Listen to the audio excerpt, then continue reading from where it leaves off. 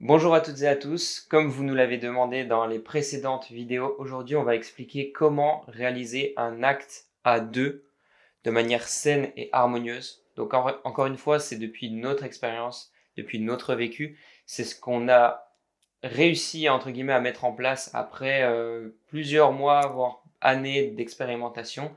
Et c'est un petit peu voilà l'aboutissement de pas mal d'expériences, de recherches et de remise en question. Oui. Donc on va commencer avec la base de la base, les deux manières de réaliser l'acte à deux. Donc la manière consciente et la manière inconsciente. Donc dans la manière inconsciente, c'est une manière où on va se laisser dominer par le plaisir, par l'autosatisfaction et par le besoin, entre guillemets, de se faire du bien au détriment du bien de l'autre. C'est un peu chacun pour sa peau, hein, en gros c'est ça. Et chacun des deux partenaires est à la recherche de son propre plaisir. Et en fait, au final, chacun se sert de l'autre pour faire grandir ses plaisirs, ses sensations. Et au final, on est dans une relation, même si c'est entre deux partenaires, on est dans une relation unique, à sens unique, puisque on ne pense pas à l'autre. Dans ces moments-là, on pense à soi. Exactement. Et en fait, ça va être important de voir de quelle manière on va commencer cet acte à deux. Est-ce que c'est une pulsion?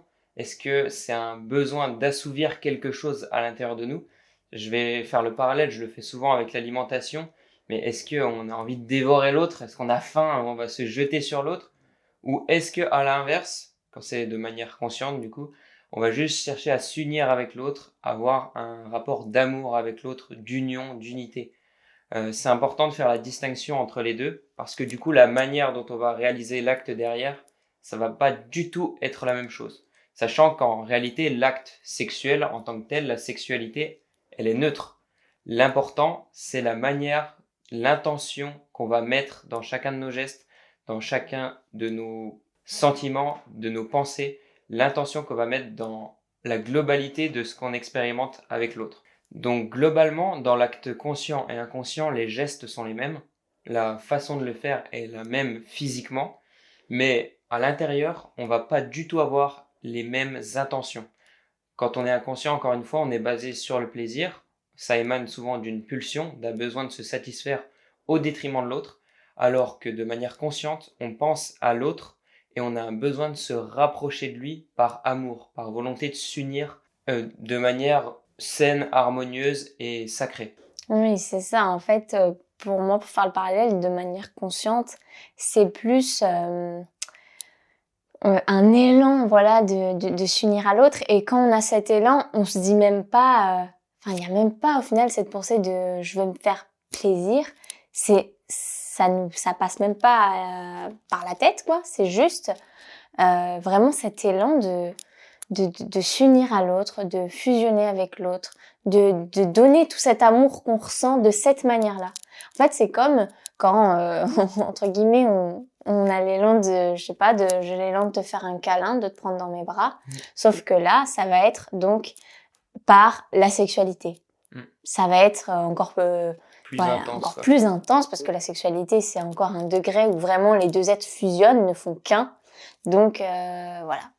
Donc globalement, la règle d'or, j'ai envie de dire, pour déterminer si c'est inconscient ou conscient, c'est dans l'inconscience, on ne s'unit pas à l'autre, c'est une relation à sens unique, uniquement pour nous, pour nous-mêmes, pour se satisfaire, alors que dans la conscience, c'est d'abord la volonté de s'unir avec l'autre, c'est d'abord l'échange, le partage, le don.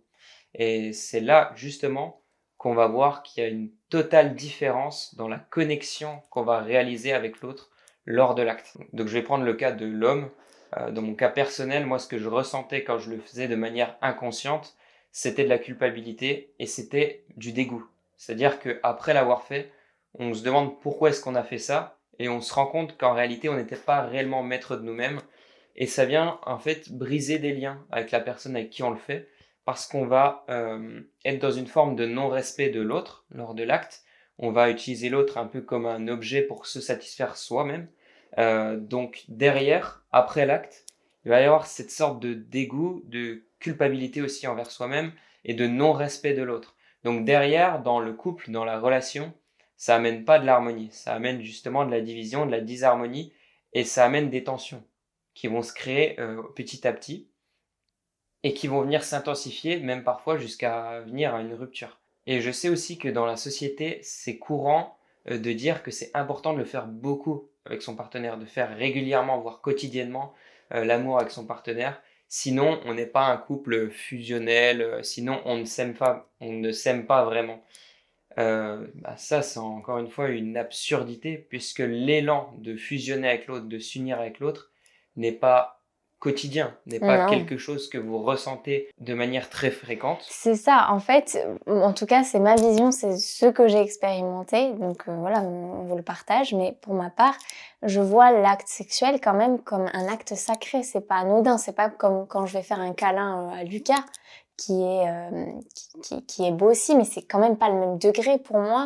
Il y a quand même cet aspect où la sexualité, c'est sacré, quoi, c'est un moment tellement beau, spécial, c'est pas quelque chose, en tout cas moi je le ressens, je l'expérimente, c'est pas quelque chose auquel je vais avoir l'élan tous les jours, enfin, c'est pas naturel parce que du coup si j'avais même cet élan tous les jours, il y aurait plus ce côté sacré et merveilleux où on se dit c'est un moment spécial quoi, c'est un moment très précieux et ça enlèverait en fait ce côté-là si on avait cet élan tous les jours. Et d'ailleurs, naturellement, comme je vous le dis, moi et Lucas, nous n'avons pas cet élan-là quotidiennement. Voilà. Non. Et je pense qu'en fait, la raison des pulsions qui peuvent venir quotidiennement pour réaliser l'acte à deux, c'est notamment des raisons qui sont égotiques, qui sont de la personnalité de la personne, c'est-à-dire que parfois la femme va avoir le besoin de se sentir désirée par son homme, donc elle va vouloir le faire pour se sentir aimée, mais en fait on ne comprend pas derrière ça que en fait ce désir-là, c'est pas forcément de l'amour, c'est peut-être juste une attraction physique, et que c'est pas de cette manière-là en réalité qu'on aime réellement la personne, qu'on l'aime pour sa conscience, pour son âme, pour ce qu'il y a au-delà de ce qui est corporel, que ce qui est charnel. Et de la même manière pour l'homme, vouloir le réaliser quotidiennement pour se faire plaisir, pour se vider, pour se faire du bien. Et c'est encore une manière aussi où on n'a pas compris comment gérer cette force-là, cette énergie-là à l'intérieur de nous. Et c'est notre seule manière un peu de la déverser, de la vider. On le fait avec notre partenaire. Mmh. Donc le fait de le faire quotidiennement, comme la société nous le dit, sinon on n'est pas un couple heureux, non, c'est pas du tout réel. En tout cas, dans notre cas, c'est pas du tout ce qu'on a expérimenté et c'est pas du tout ce qu'on recommande parce que quand on le fait quotidiennement, c'est que forcément il y a une attache à cela, c'est qu'il y a un besoin intérieur de le faire qui n'est pas sain, qui est plutôt de l'ordre de l'addiction. Et dans ce cas-là, ça veut dire qu'il y a quelque chose à l'intérieur qui stimule cette addiction. Donc ça peut être plein de choses, ça peut être du rejet, ça peut être la recherche de satisfaction, de plaisir, de domination, la recherche même de soumission, parfois du côté de la femme, on va en parler. Mais dans tous les cas, c'est pas forcément quelque chose de sain, parce que la réelle union, elle se pratique pas quotidiennement, et c'est un élan qui est profond, qui ne vient pas en fait de manière très fréquente. Je vais prendre un peu le parallèle avec l'océan, comme si cet élan il venait d'au fond, d'en dessous des vagues, alors que les pulsions, elles, restent l'agitation à la surface. Et quand on se fie aux vagues, oui, des fois, on peut avoir envie de le faire tous les jours, mais en réalité, le réel élan d'amour, d'union, il est en profondeur. Et il faut aller le chercher au-delà des fluctuations de nos désirs, de nos émotions, de notre inconscience, en réalité, de nos instincts, cette partie plus animale et inconsciente. C'est ça. Et en tout cas, voilà, ça c'est quand même la base, en tout cas de manière assez globale, quand on vous dit que voilà, c'est pas quotidiennement, voilà, ça c'est évident. Après, il y a des personnes donc, qui pourraient se poser la question, mais du coup, c'est combien de fois par semaine, c'est combien de fois même par mois, nanana. Mais ça, après, c'est pas quelque chose qui se compte puisque c'est un élan du cœur. Il n'y a pas non plus de précision de ça doit être 2 fois par semaine, une. C'est pas quelque chose de précis justement parce que c'est un élan. C'est quelque chose qui ne se calcule pas. Donc, évidemment qu'il y a quand même, comme on vient de vous expliquer, une certaine justesse où c'est pas quotidien, c'est pas tous les jours. Mais après, il y a pas chose précise. C'est pas une ordonnance, en fait. Non, c'est pas une ordonnance. On aime bien raisonner de cette manière-là pour se dire, ok, là je le fais bien, je le fais tant de fois, c'est bien, mais en réalité, la seule chose qui dicte si vous agissez de la bonne manière, c'est votre intérieur, c'est votre cœur, si vous faites depuis réellement cet élan intérieur. C'est pour ça que vous pouvez même vous observer quand par exemple vous ressentez donc une envie ou que ce soit un élan. Du coup, si vous n'êtes pas sûr, vous pouvez vous observer et vous dire attends, mais pourquoi je veux me rapprocher de l'autre? Pourquoi je veux faire cet acte-là? Qu'est-ce qui m'anime? Et rien que de se dire ce pourquoi, ça pourra quand même, si vous êtes, de toute façon, on ne peut pas se mentir à nous-mêmes, vous savez toujours au fond de vous vraiment si vous vous observez ce qui est. Donc, se poser la question pour après ressentir et savoir si voilà, c'est vraiment quelque chose de pulsionnel, etc., d'égoïste, que sais-je, ou si c'est vraiment cet élan de fusionner avec l'autre, de donner tout cet amour et d'échanger avec l'autre. Moi, ce que j'aime bien donner souvent comme exemple, comme conseil, entre guillemets, de ma propre expérience, c'est que si on a du mal à le réaliser depuis le bon intérieur, entre guillemets, à le faire de manière consciente, on peut déjà appliquer des gestes physiques extérieurs qui vont apporter davantage de conscience dans l'acte. Donc moi, ce que je recommande en général pour les hommes, c'est déjà de regarder votre partenaire dans les yeux. Ça, c'est la chose la plus importante. On dit souvent les yeux sont le reflet de l'âme. Mais quand vous êtes concentré sur les yeux de votre partenaire, nous les hommes, puisqu'on est davantage visuels, on va venir se concentrer parfois sur les formes. Donc là, sur le côté uniquement corporel, ça va être le plaisir qui va dominer en fait ce regard. Alors que quand on se concentre sur les yeux, on va se concentrer sur la conscience chez la personne, sur son intérieur, sur sa beauté intérieure et pas juste sur la surface. Donc ça, c'est la première chose. Ensuite, les hommes, nous, on manque souvent de douceur. Ça, c'est une des choses les plus importantes pour moi dans l'acte sexuel, c'est de respecter l'autre et de le faire dans la douceur. C'est de cette manière-là que vous allez aussi venir ne pas laisser la place aux comportements inconscients qui sont de l'ordre plutôt de la domination, de la violence, de l'agitation. Et donc important également les positions que vous allez faire avec votre partenaire. Parce qu'il y a des positions où du coup il n'y a aucun contact visuel et où on est beaucoup plus sujet à s'agiter justement et à dominer l'autre. Je pense aux positions notamment où on est derrière l'autre, où il n'y a aucun contact visuel et on va juste se défouler en réalité derrière. Donc là bien sûr, et l'harmonie, on s'en éloigne de par ce type de position, je pense que c'est assez compréhensible. Et dernière chose, du coup, on peut réaliser cette harmonie en plus du physique, aussi émotionnellement et aussi au niveau des pensées, en souhaitant à l'autre les meilleures choses, en lui souhaitant beaucoup d'amour, en souhaitant que cet acte lui permette d'être en bonne santé, de se sentir bien, de se sentir joyeux, en lui souhaitant plein de bonnes choses en fait, de par notre intérieur. On va venir diriger cette énergie sexuelle qu'on a dans notre corps, non pas que en bas pour le plaisir, mais aussi dans d'autres centres où ça va venir alimenter et ça va venir justement renforcer les liens avec l'autre. Et du coup, pour faire le parallèle avec la femme, c'est vrai que la femme, donc l'homme peut être très dominant et la femme, elle peut beaucoup se mettre dans des énergies où elle va vouloir aguicher parce qu'elle va vouloir se faire désirer. Comme il a expliqué Lucas avant, souvent ça peut être un fonctionnement chez la femme de vouloir se rassurer pour plein de raisons hein, qui peuvent être inconscientes ou non. Du coup d'avoir ce désir de se faire désirer par son homme et du coup dans la sexualité.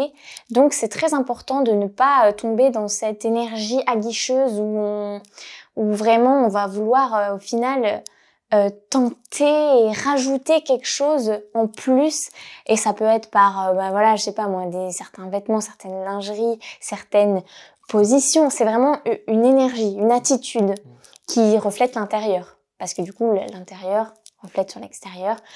En fait, ce qu'il faut savoir, c'est que pour moi, quand c'est fait de manière consciente, la femme, elle est belle, elle est dans sa simplicité, elle est déjà, tout simplement. Voilà, tout comme l'homme aussi, c'est magnifique, mais je veux dire, le corps d'une femme, c'est magnifique, c'est harmonieux, c'est beau.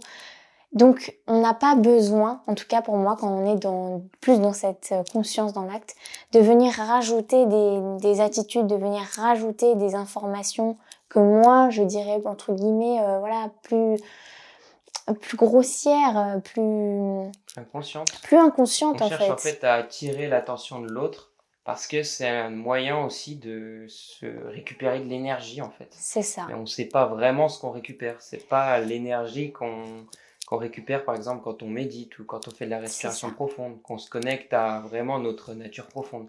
Là, C'est on ça. récupère une énergie de désir et en réalité, c'est pas ce qui nous nourrit à long terme. À Non. l'inverse, c'est plutôt ce qui nous assèche. Et oui, il faut que vous le sachiez, ça peut être un cercle vicieux dans un couple, surtout dans la sexualité, parce que non seulement la femme va venir évidemment nourrir l'homme par cette attitude, par ce besoin d'en rajouter, de se faire désirer et de mettre entre guillemets plus d'informations qu'il n'en faut, plus d'informations inconscientes, on va rentrer dans un cercle vicieux où l'homme, donc lui, bah évidemment, va avoir plus de chances aussi de rentrer dans cette inconscience, dans ce côté plus dominant, dans ce côté plus Mm. voilà, plus inconscient tout simplement. Et donc les deux partenaires vont rentrer dans un cercle vicieux et vont chacun, entre guillemets, En fait, ça va amener, ils vont rentrer dans ce cercle vicieux et ça va amener de la violence entre les deux.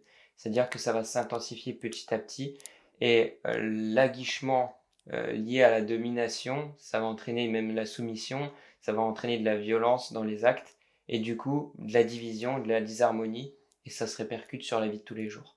c'est ça. Et puis, je voulais parler aussi que ça, il y a peut-être certaines femmes qui le ressentent, mais quand ton partenaire, par exemple, le fait d'une manière assez inconsciente, donc l'homme, normalement, la femme, alors pas tout le temps du coup, parce que des fois ça peut être tellement ancré qu'on s'en rend même plus compte, mais normalement dans le cœur, la femme ressent comme si elle se sentait abusée, comme si elle avait été utilisée quelque part. Et ça, c'est quelque chose qu'on peut ressentir quand justement l'acte n'est pas fait de manière consciente en fait. C'est quelque chose qu'on peut ressentir. Lorsqu'il y a du manque de respect, manque d'harmonie. C'est ça, parce qu'au final, on ne respecte pas l'autre. Il n'y a pas de respect et c'est ça, comme il disait, qui casse, même à long terme, les liens. Donc voilà, pour récapituler, tout simplement, en tant que femme, ne pas vouloir utiliser cette beauté qui est là, pour nourrir plus de désir, euh, pour, euh, pour ramener plus de satisfaction. Voilà, ne pas rentrer dans ces énergies aguicheuses parce que c'est pas nécessaire et ça n'apportera rien de bon à long terme comme à court terme. Et aussi donc même cet aspect de soumission parce que du coup c'est quelque chose qui peut aller dans l'ordre des choses quand justement on va rentrer dans vouloir se faire désirer, avoir une attitude aguicheuse. On peut même donc rentrer dans ce jeu-là avec l'homme et le conforter dans sa domination en nous-mêmes nous mettons dans une position de soumission. Et même ça, c'est pas quelque chose pour moi qui est de l'ordre de l'harmonie et de cet acte. On est au plus bas là. On est vraiment, voilà, les deux sont chacun dans leur rôle totalement inconscient, mais comme on vous l'a dit, pour nous, il y a une toute autre manière de vivre cet acte, beaucoup plus belle, beaucoup plus harmonieuse. Et en fait, la femme, c'est aussi très important pour elle, c'est de se focaliser aussi sur l'échange. En fait, c'est comme l'homme, pour ça, pour les deux, c'est un peu la même chose. La femme aussi, on va ressentir des sensations, on va ressentir, voilà, forcément, du plaisir, ça c'est un fait. Mais justement, pour ne pas tomber dans ce cercle vicieux où on devient égoïste et on est seulement à cette recherche de plaisir toujours plus, plutôt, tout comme l'homme, se concentrer sur tout l'amour qu'on ressent pour lui, cet échange qu'on le voit, qu'on le regarde dans nos yeux et qu'on ressent cet amour et que nous-mêmes, on le prenne dans nos bras avec douceur et qu'il y ait cette forme d'accueil et vraiment c'est une vraie forme d'amour en fait. Et même si nous, pendant l'acte, on est dans une position où, entre guillemets, on est réceptive, c'est l'homme qui émet, c'est comme ça. Et c'est la femme, entre guillemets, qui va recevoir. La femme aussi, de par son amour, en fait, pendant l'échange, va donner aussi, évidemment, à son partenaire. Il y a un échange. Il y a un échange qui se fait entre les deux. Souvent, on nous dit, oui, Lucas, Luna, est-ce qu'il y a réellement du plaisir quand on le fait de manière consciente? En fait, il faut savoir que c'est le même acte physiquement. C'est la même chose, c'est juste l'intention qui change. Donc le plaisir est le même, mais il n'est pas utilisé de la même manière. C'est-à-dire que de la manière inconsciente, le plaisir, il vous amène vers le bas, c'est-à-dire dans les pulsions, c'est lui qui vous retient, alors que dans le côté conscient, ce plaisir, il devient un moteur. C'est-à-dire que plus vous ressentez du plaisir, plus vous avez cette joie de donner à l'autre, de lui envoyer de l'amour, plus vous avez cette volonté d'apporter quelque chose de beau à l'autre. Et là, à ce moment-là, ce plaisir, ça ne devient pas un frein, ça ne devient pas quelque chose qui vous tire vers le bas, mais au contraire, ça devient un réel moteur pour réaliser quelque chose de beau, de constructif. Et donc à ce moment-là, l'orgasme ne prend pas la même dimension que lorsqu'on le fait uniquement pour le plaisir. Comme je l'ai déjà expliqué, on a donc des centres énergétiques tout au long du corps qui montent de bas en haut, dont le deuxième est le chakra sacré, le chakra sexuel, qui est la région du plaisir. Donc si on utilise entre guillemets ce rapport sexuel à deux uniquement pour le plaisir, les sensations restent au niveau de ce chakra-là, c'est-à-dire au niveau en bas de votre corps, au niveau sexuel.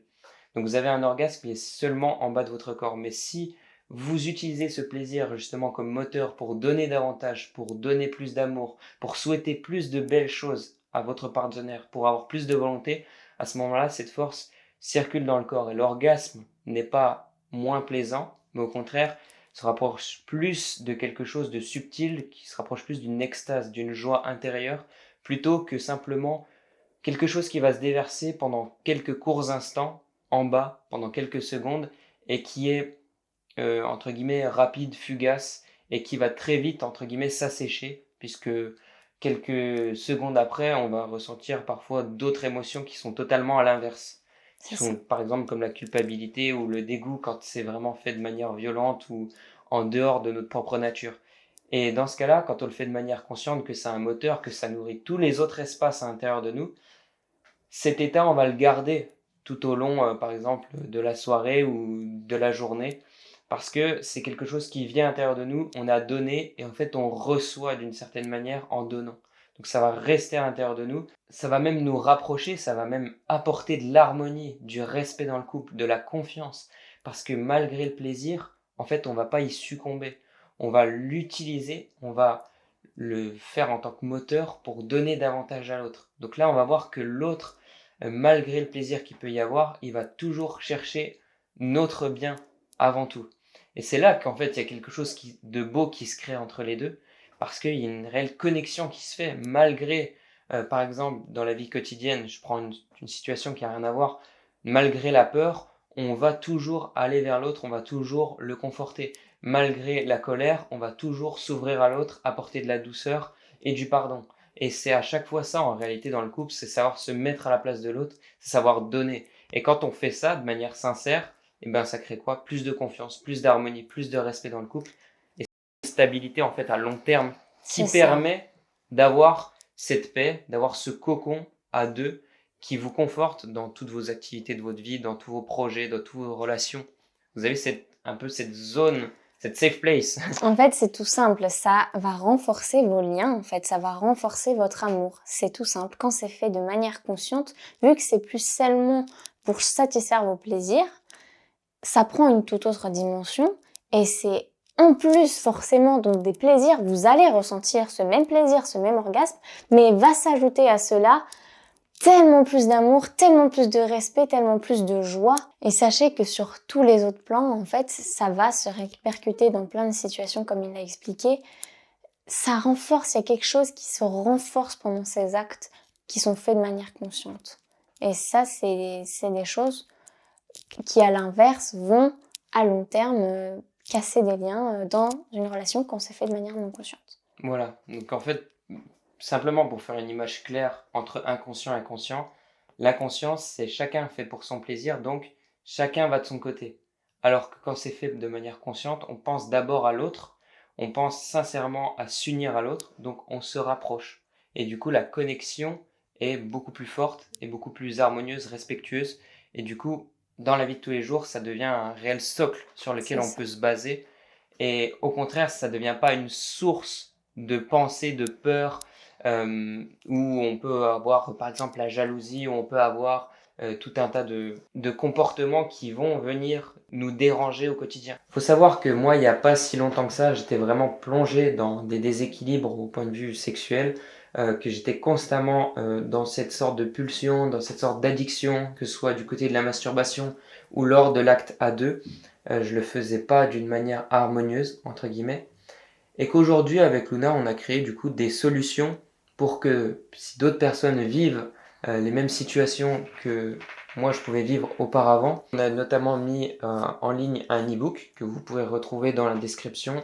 On vous donne un petit peu tous nos conseils. Donc cet e-book, on va venir le confectionner au fur et à mesure du temps. On va venir l'améliorer, le remplir pour que vous ayez réellement quelque chose qui est gratuit, accessible pour vous aider dans votre cheminement.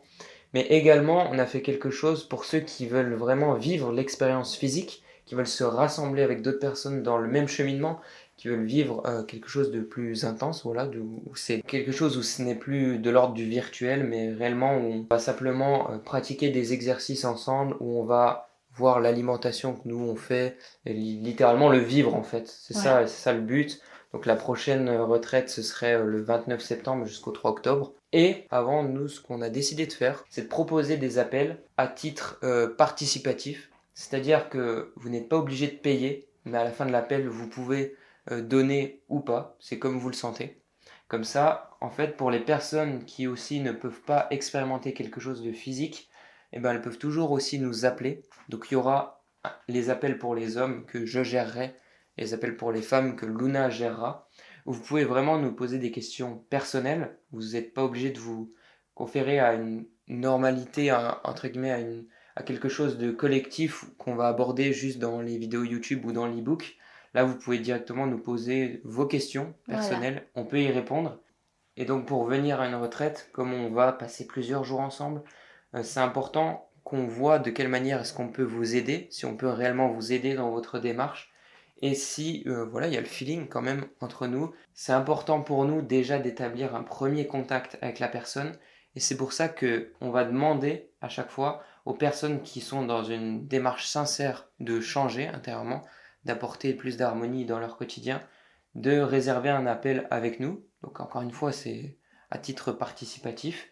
Et à la fin, une fois qu'on vous avez exposé vos problèmes, que vous avez discuté avec nous, qu'on a créé un premier contact, vous pouvez aussi énoncer, pourquoi pas, votre participation à une retraite. C'est à partir de ce moment-là où nous, voilà, vu qu'on a eu un premier contact avec vous, on peut ouvrir l'inscription à une retraite. Voilà, c'est pas juste des inscriptions qui vont se faire virtuellement. Donc on va faire une prochaine vidéo où on va expliquer en détail les échanges qu'il y a lors de l'acte, les répercussions que ça a, la transmission qui se fait lors de l'acte et comment justement, en le réalisant de manière consciente ou inconsciente, ça va impacter notre couple et ça va créer du coup une relation harmonieuse ou disharmonieuse en fonction de la manière, l'intention qu'on va mettre dans l'acte.